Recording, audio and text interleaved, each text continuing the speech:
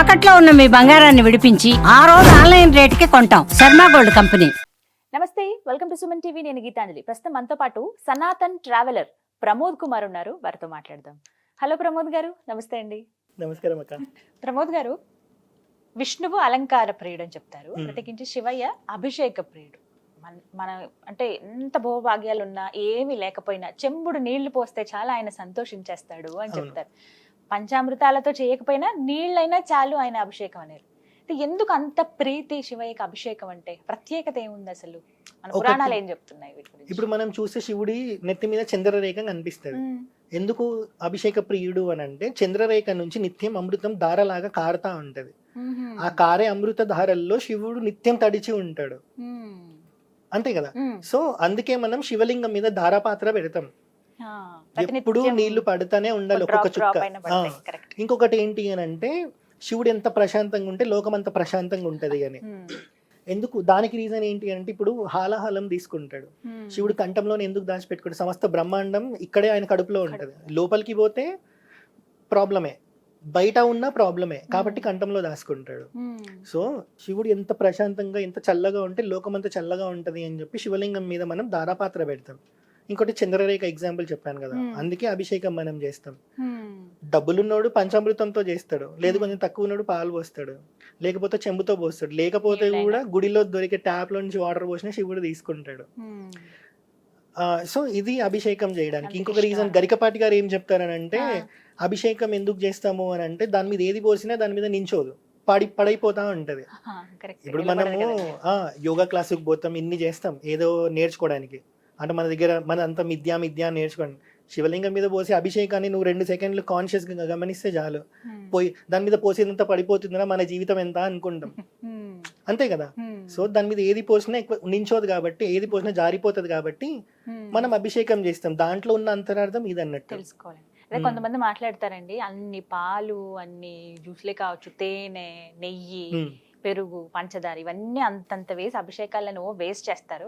అదేదో పేదవాళ్ళకి ఇస్తే వాళ్ళకి కనీసం ఒక పూటైనా గడుస్తుంది కదా, అంటే ఆ ఖర్చు, ఆ డబ్బు వాళ్ళకి ఇచ్చిన, లేకపోతే ఆ తినే పదార్థం ఏదో తాగే పదార్థం ఏదో వాళ్ళకి ఇస్తే ఆ పిల్లలైనా పాలైన పిల్లలైనా తాగుతారు కదా, ఇలా చెప్తూ ఉంటారు కదా. దీనిపై ఏం చెప్తారు? ఏం లేదు, ఒకప్పుడు మీరు చూస్తే ఇప్పుడు అంటే టెంపుల్స్ ఎండోమెంట్ కింద ఉన్నాయి కాబట్టి కొంచెం మెయింటెనెన్స్ అనేది లేదు. ఒకప్పుడు రాజులు చూసుకునేవాళ్ళు, లేకపోతే బ్రాహ్మణులు చూసుకునేవాళ్ళు టెంపుల్స్ ని, వేదం నేర్పించే బ్రాహ్మణులే. సో వాళ్ళు ఏం చేసేవాళ్ళు, ఇప్పుడు వీళ్ళు ఏదైతే పేదల కోసం ఏడుస్తున్నారో అప్పుడు ఆ బ్రాహ్మణులు కూడా శివలింగం మీద పడింది అంతా తీసుకొని వెళ్ళి ఒక దగ్గర కలెక్ట్ చేసి తీర్థము ప్రసాదం లాగా ఇచ్చేవాళ్ళు. దీని గురించి ఎవడు చెప్పడు, ఏడుస్తా ఉంటారు.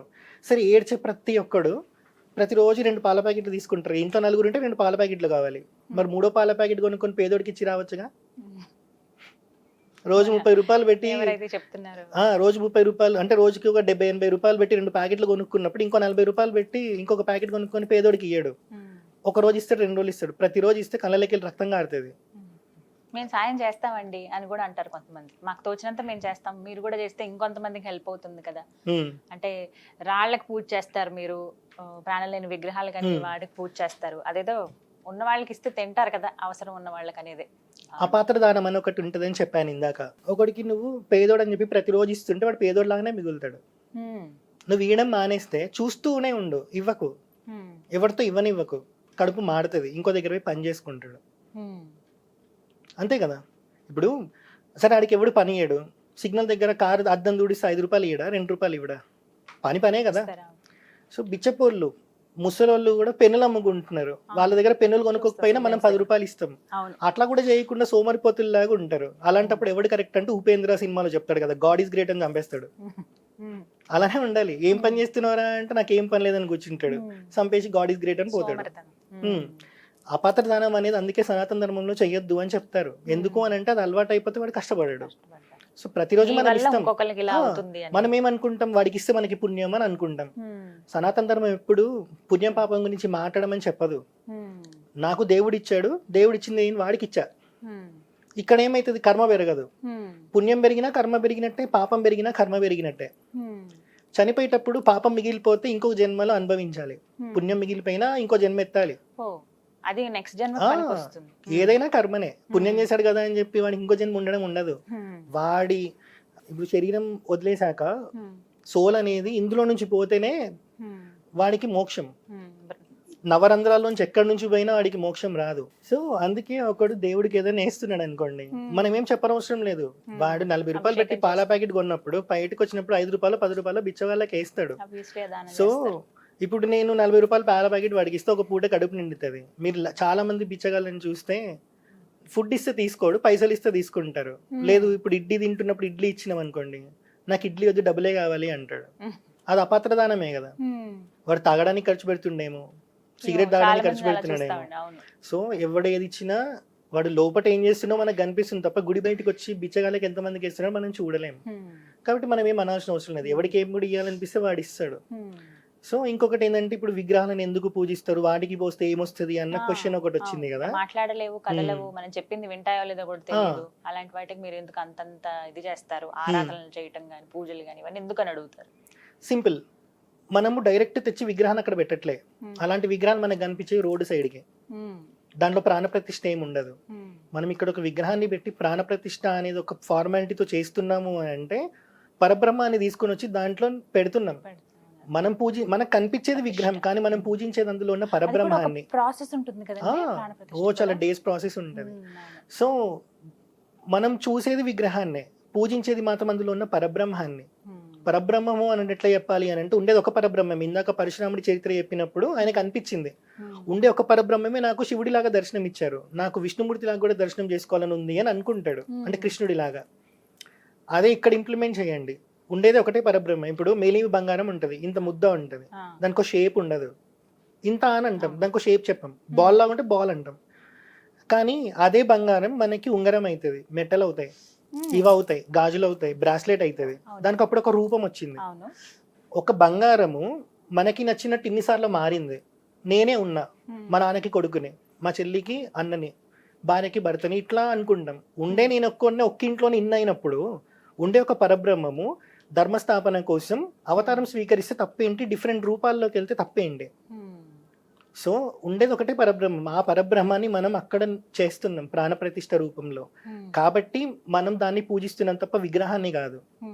సో ఏంటి, బ్రహ్మజ్ఞానం పొందినవాడు అందులోనే పరబ్రహ్మాన్ని చూడగలుగుతాడు. అది చూడాలి అనుకుని ఆ స్థితిలోకి వెళ్దాం అనుకున్నవాడు విగ్రహాన్ని చూస్తాడు. ఎందుకంటే కాన్సన్ట్రేషన్ ఫస్ట్ అక్కడ నుంచి మనకి స్టార్ట్ అవుతుంది. కాబట్టి ఇప్పుడు నేను బ్రహ్మజ్ఞానిని అనుకోండి, నాకు ఇక్కడ కూడా భగవంతుడు కనిపిస్తాడు. నేను బ్రహ్మజ్ఞానిని కాదు, ఆడ చూడు అని అంటే అందులో ఉంటది కదా. సన్ ఆఫ్ సత్యమూర్తి సినిమాలో వెన్నెల కిషోర్తో పాటు ఒకటి తిరుగుతా ఉంటాడు ఆత్మ, ఫారెనర్. బ్రహ్మానందం చాయ్ కప్పి కానీ కింద పడేస్తాడు. అలా ఉంటది మన సిచ్యువేషన్. ఇక్కడ ఉన్నాడా అంటే అవతలోడు ఏమంటాడు, ఇక్కడికి పోయింది అప్పుడే అని అంటాడు. మజాక్ అయిపోతుంది. కాబట్టి ఒక విగ్రహాన్ని అక్కడ పెట్టి మనం పూజిస్తే మనకు కాన్సన్ట్రేషన్ అనేది పెరుగుతుంది. విగ్రహారాధన లేదు అని వీళ్ళు అంటుంటారు, కానీ మనకి విగ్రహారాధన ఎప్పటి నుంచో ఉంది. దానికి ప్రూఫే శ్రీరంగం టెంపుల్. అందులో ఉన్న పద్మనాభ స్వామి అందులో విష్ణుమూర్తి ఉంటారు కదా. ఆ విష్ణుమూర్తి విగ్రహం, విష్ణుమూర్తి వైకుంఠంలో ఎలా పడుకుంటారో ఎలా ఉంటారో అలాంటి విగ్రహాన్ని ఒకటి సృష్టించి ఇక్ష్వాకుకి ఇస్తారన్నట్టు. ఆ విగ్రహాన్ని, ఇక్ష్వాకు అంటే రాముడి వంశంలో ఫస్ట్ వన్, ఇక్ష్వాకు వంశంలోనే మొదటివాడు. అక్కడి నుంచి పూజించుకుంటూ వస్తారు. రాముడి దగ్గరికి వచ్చినాక విభీషణుడు రాముడిని కలవడానికి వచ్చినప్పుడు విభీషణుడికి గిఫ్ట్ ఇస్తారు. తీసుకొని వెళ్తున్నప్పుడు అది బరివెక్కి ఒక దగ్గర వదిలి పెడతారు, అదే శ్రీరంగం. సో విగ్రహారాధన మనకి లేకపోతే విష్ణుమూర్తి విగ్రహం ఎందుకు ఇస్తారు, ఇందులోనే నన్ను చూసుకో అని చెప్పి. ఆ విగ్రహం దగ్గర కూర్చొని 48 నిమిషాలు, అంటే ఒక గడియ సమయంలో కట్వాంగుడు అని రాముడి వంశంలో పుట్టినవాడే దేవతల తరఫున యుద్ధం చేస్తాడు రాక్షసులతో. రిటర్న్ వచ్చేటప్పుడు ఇంద్రుడు అడుగుతారు, మాకు సహాయం చేసావు కదా, నీకు ఏ వరం కావాలి అని. వరం అడగడు ఆయన, నేను బతుకుండడానికి నాకు ఇంకెంత సమయం మిగిలింది అని అడుగుతాడు. ఒక గడియ అంటారు, ఒక గడియ అంటే 48 నిమిషాలు. ఈయన ఫుల్ ఖుషి అయిపోతాడు, నాకు ఇంకా 48 నిమిషాలు ఉందా అని. ఎంబటే అయోధ్యకు వస్తాడు, ఆ విగ్రహం దగ్గర కూర్చుంటాడు, తపస్సు చేస్తాడు. అంటే నేను చెప్పాను కదా, మనకి 18 సెకండ్లు మనం కాన్సన్ట్రేట్ చేయలేం. 48 నిమిషాలైనా దాని మీదే కాన్సన్ట్రేట్ చేసి మోక్షం పొందుతాడు. అలాంటి విగ్రహం అక్కడ ఉంది. విగ్రహారాధన లేకపోవడం ఏంటి, విష్ణుమూర్తి అలాంటివి కొన్ని చాలా మనం గమనిస్తూ ఉంటాం కదా. ఈవెన్ ఇప్పుడు తిరుపతిలో చూసినా కూడా స్వామివారి విగ్రహ రూపంలో వచ్చారు అని చెప్తారు. మరి అది విగ్రహారాధనే కదా. విగ్రహారాధన మన బేసిక్, ఎప్పటి నుంచో ఉంది. సో మనం పూజించేది విగ్రహాన్ని కాదు, అందులో ఉండే పరబ్రహ్మాన్ని. చాలా మందికి అర్థమై ఉంటుంది, అయోధ్య బాలరాముడి ప్రతిష్టాపన ఆ ప్రాసెస్ అంతా అప్పుడు తెలుసుకున్నారు చాలా అవునవును, మందికి, ఈ అవును, జనరేషన్ వాళ్ళకి అవును. అసలు ప్రతిష్టాపన ఎలా జరుగుతుందని తెలిసింది అయోధ్య అవును, విగ్రహస్థాపన అవును, వల్లే. జలాదివాసం, పుష్పాదివాసం ఇవన్నీ అవును. జరిగిన తర్వాత ఎప్పుడైతే ప్రాణ ప్రతిష్ఠ చేస్తారో విగ్రహంలో ఎంత మార్పు చూసామండి. అవును, మీరు చూస్తే కళ్ళు మూస్తారు. ఈవెన్ మనం వినాయకుడిని ఇంటి దగ్గర కట్టేస్తారు తెచ్చినా కళ్ళకి గంతలు కడతారు. ఎందుకంటే ఒకసారి ప్రాణప్రతిష్ఠ చేసి ఆ కళ్ళకి ఆ పవర్ వచ్చాక మనం మన మాంసనేత్రాలతో చూడలేం. అందుకే ఆయన ఫేస్ ఆయనకి చూపిస్తాం అద్దంలో. అద్దంలో చూపిస్తారు. దాని తర్వాత మనం చూడడం స్టార్ట్ చేస్తాం. ముందు వారికి అలా, చూపిస్తారు. కొన్ని ఎందుకంటే చోట్ల ఆ అద్దం. తపోశక్తి ఉన్నవాడు మాత్రం చూడగలుగుతాడు, లేనివాడు ఏమైనా ఎఫెక్ట్ పడొచ్చు. అది నమ్మేవాడు నమ్ముతాడు, నమ్మని వాడి గురించి అవసరం లేదు. వాడు ఎప్పుడు నమ్ముతాడు తెలుసా? చనిపోయే చివరి ఊపిరిలో యమదూతలు వచ్చి పక్క నుంచి ఉంటారు కదా, ఈ రోజులు మీరు లేరనుకున్నా ఉన్నారా అనుకుంటాడు. అప్పుడు విష్ణుమూర్తి గుర్తొస్తాడు సార్. అప్పుడు గుర్తొస్తారు. అందుకే అదైతే చేంజ్ చాలా చూసాం. ముందంతా ఎలా ఉంది, అవును, అసలు ప్రతిష్ఠించక ముందు చూపించారు కదా, అవునవును, ఆయన చెక్కిన అవును. శిల్పి చెక్కింది. ఎప్పుడైతే ప్రాణ ప్రతిష్ఠ జరిగిపోయి అలంకారం అంతా అయిపోయిందో నిజంగా ఆయన వచ్చి అలా కూర్చున్నాడా, రామయ్య అలాగే ఉండేవాడేమో ఆ ఏజ్ లో అన్నట్టుగా కనిపించింది. ఆయన కూడా చెప్పారు కదా, విగ్రహం ఎవరైతే చెక్కారో తను కూడా చెప్పారు ప్రతిరోజు నాకు హనుమంతుడి దర్శనం అయ్యేది అని చెప్పి. ఏది లేకుంటే ఎందుకు అవుతుంది? అంతే కదండి, అలా మిరాకిల్స్ ఇవన్నీ కూడా 100% ఉంటాయి. అంటే కొట్టి పారేయడానికి లేదు. ఇప్పుడు ఎందుకంటే మీరు ఇప్పుడు చూడండి, క్రిస్టియానిటీలో కానీ ఇస్లాంలో కానీ ఎక్కడ కానీ దేవుని చూసావా అంటే చూడలేదనే చెప్తారు. మన దాంట్లో ఎన్లైటెన్ బీయింగ్స్ ఉన్నారు. ఒక ఎన్లైటెన్ బీయింగ్ అయినా ఇంకొక రిలీజియన్ నుంచి వస్తారా? రారు. వాళ్ళకి ఎన్లైట్మెంట్ అంటే తెలీదు. మనకి బ్లిస్ఫుల్నెస్ అనేది తెలుసు. బతుకుండగా వచ్చే జ్ఞానమే మోక్షం అని మనకి తెలుసు. ఇంకొకటి, మన దాంట్లో ఈవెన్ రామదాసు కూడా 400 years బ్యాక్ పుట్టిన రామదాసు కూడా రాముడి దర్శనం చేసుకున్నాడు. వాళ్ళ దాంట్లో వచ్చి చేస్తారా? ఎవడన్నా రాదు కదా. వాళ్ళు ఇంకా రెండో రాక కోసం ఎదురు చూస్తా ఉన్నారు. ఇలాంటి మిరాకిల్స్ చాలా ఉన్నాయి. అమ్మవారి రూపం, ఆమెను చూసిన వాళ్ళు, ఆమెతో స్వయంగా మాట్లాడిన వాళ్ళు ఉన్నారు. అవునవును, ఎక్స్పీరియన్స్ చేస్తారు. ఈవెన్ మనకి ఈయన కూడా ఉన్నారు కదా, రామకృష్ణ పరమహంస. ఎందుకు శివాజీ చేతికి అమ్మవారే కత్తిచ్చారు అనేది, ధర్మాన్ని కాపాడడానికి అమ్మవారే కత్తిచ్చారు కదా. ఇలా స్వయంగా ఎక్స్పీరియన్స్ చేసిన వాళ్ళు ఉన్నారు. కానీ ఈ క్రమంలో ఒక క్వశ్చన్ అడుగుతాను. ఇప్పుడు అమ్మవారు ఒంటి మీదకి వస్తుందని చెప్పి ఇలా చూస్తాం కదా మనం, గ్రామ దేవతలు మరీ ముఖ్యంగా, అలా నిజంగా జరుగుతుందా? యాక్చువల్లీ జరుగుతాయి, కానీ ఈ మధ్య అదొక పెద్ద యాక్టింగ్ అయిపోయింది. కెమెరాలు ఫోన్లు రాగానే పాపులర్ అవ్వడానికి. సో ఇప్పుడు ఇన్ని రోజుల నుంచి మనం వీడియోలు చేస్తున్నాం. 1 night లో పాపులర్ అవ్వాలంటే ఏదో చిల్లర పని చేయాలి. ఇప్పుడు వాళ్ళు వచ్చేస్తారు, ఇంకా వాళ్ళకి రాదు, కానీ యాక్టింగ్ స్కిల్స్ వల్ల కొందరికి వస్తాయి. అందరికీ అనలేము, కొందరికి వస్తాయి. ఇది ఎందుకంటే ఈ ప్రాసెస్ ఇప్పటిది కాదు, ఎప్పటి నుంచో ఉంది. మనకు అట్లా చూస్తే గానగాపూర్ గుడి ఉంటది, దత్తాత్రేయ స్వామిది.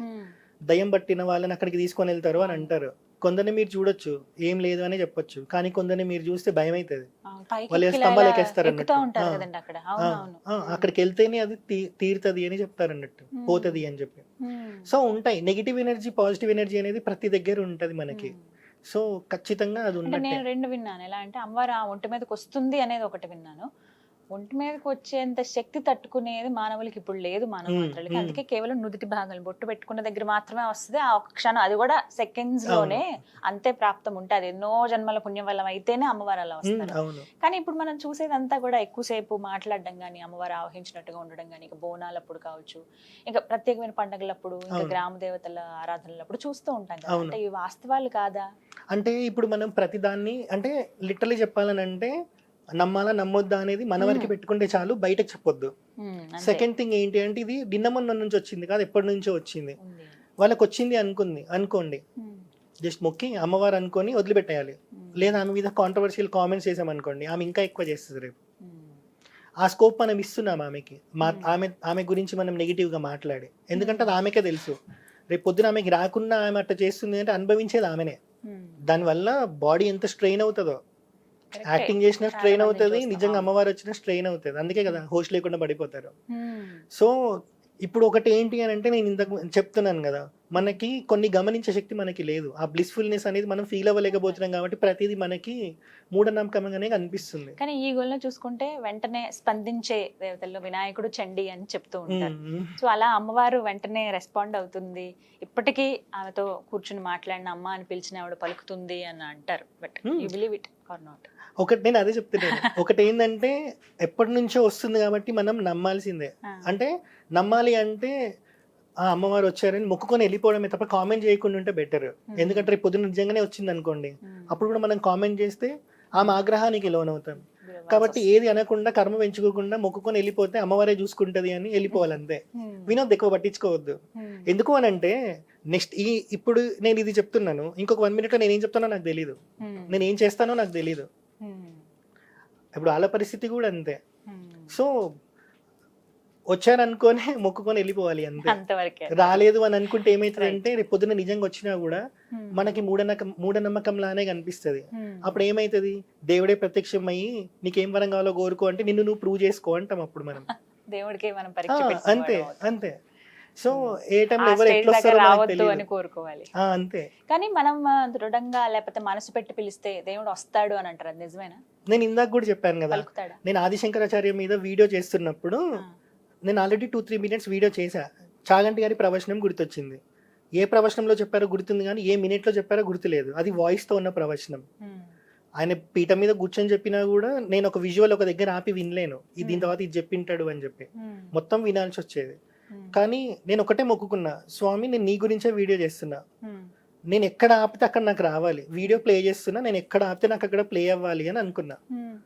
ఇలా వీడియో ఆన్ చేసా, ఇలా స్వైప్ చేసి ఒక దగ్గర ఆపాను, ట్రావెన్కోర్ అనే ఒక వర్డ్ కనిపించింది, నాకు ఆ ట్రావెన్కోర్ అనే వర్డ్ దగ్గర నుంచే కావాలి. మొన్న నేను ఒక 11 minutes వీడియో చేశా, సన్యాసి అని పెట్టి ఒక టైటిల్ తో చేశా. అందులో చాగంటి గారి ప్రవచనం ఉంటది, మీరు చూసే ఫ్రేమ్ చెడిపోదు కానీ వీడియో ప్లే అవుతుంది. అట్లా నేను ఒకసారి ఆదిశంకరాచార్య కృష్ణుడే సుప్రీం అన్నాడు అని చెప్పి ఇట్లనే ఎవరో చెప్పారన్నట్టు పోయి వాడు ఏ బుక్ లో నుంచి చెప్పాడు అని చూపెడుతున్నాడు ఆ పర్సన్, ఆదిశంకరాచార్య చెప్పారు అని. ఆ బుక్ కొనుక్కొని వచ్చిన.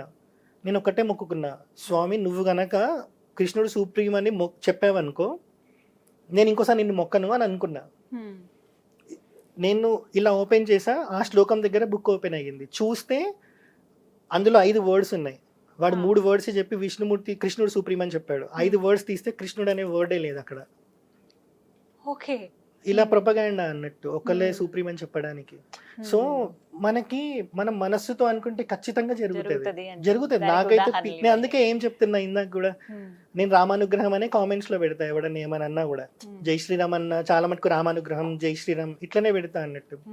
ఎందుకంటే నేను ఇందాక ఫస్ట్ కూడా అదే చెప్పాను కదా, నేను కొన్ని చెప్తా, అవి ఎందుకు చెప్తానో తెలియదు కానీ వచ్చేస్తాయి, తర్వాత చూసుకుంటే అది నిజమే అవుతుంది. సో దేవుడి అనుగ్రహం లేకుంటే అది అవ్వదు. అందుకే నేను మనీ గురించి ఏం చేయట్లేదు. ఇప్పుడు నేను మనీ చేయాలి అంటే యూట్యూబ్ లో బాగా చేయొచ్చు వీడియోలు. నాకు ఇన్స్టాగ్రామ్ లో 70 వచ్చారంటే యూట్యూబ్ లో ఈజీగా 1.5-2 lakhs వస్తారు. నేను అందులోకి ఏం పోవట్లేదు. యూట్యూబ్ ఆలోచన లేదా అసలు మీకు? ఉంది, మొన్న 1.5 month బ్యాక్ క్రియేట్ చేశా. కానీ ఇలా ఒక దగ్గర కూర్చొని ఫ్రేమ్ పెట్టుకొని వీడియోలు చేయడం నాకు రాదు. ఇలా సెల్ఫీ వీడియోలు అలా నడుచుకుంటూ చెప్తే ఆ మజా వేరుండే. సో అందుకే ఇన్స్టాగ్రామ్ లోనే ఉన్నా. నా ఫీల్డ్ నాకు ఉంది. మహా అంటే ఫుడ్ డబ్బులు అనుకోండి, పెట్టడానికి మా నాన్న ఉన్నాడు. ఫుడ్ పొద్దున్న లేస్తే 3 గుడిలు తిరిగితే 3 ప్రసాదాలు వస్తాయి, 3 పూటలు కడుపు నిండుతుంది కదా. మోక్షం కూడా అంతే కదా, దర్శనం కూడా అవుతుంది. సో అందుకే మనం ఇంతవరకు ఆలోచించుకుంటే దేవుడే అన్ని ఇచ్చేస్తాడు. అలా. థాంక్యూ అండి, నమస్కారం. హర హర మహాదేవ.